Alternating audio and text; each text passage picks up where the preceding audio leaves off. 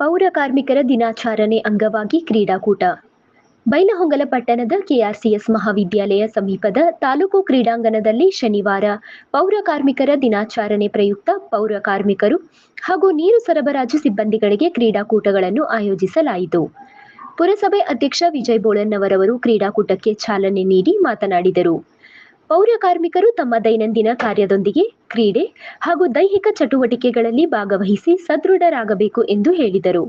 ಮುಖ್ಯಾಧಿಕಾರಿ ವೀರೇಶ್ ಹಸಬಿ ಮಾತನಾಡಿ, ರಾಜ್ಯ ಸರ್ಕಾರದ ಆದೇಶದಂತೆ ಪ್ರತಿ ವರ್ಷ ಸೆಪ್ಟೆಂಬರ್ 23ರಂದು ಪೌರ ಕಾರ್ಮಿಕರ ದಿನಾಚರಣೆ ಆಚರಿಸಲಾಗುತ್ತಿದ್ದು, ಅದರ ಅಂಗವಾಗಿ ಕ್ರೀಡಾಕೂಟಗಳನ್ನು ಹಮ್ಮಿಕೊಳ್ಳಲಾಗುತ್ತಿದೆ ಎಂದು ತಿಳಿಸಿದರು.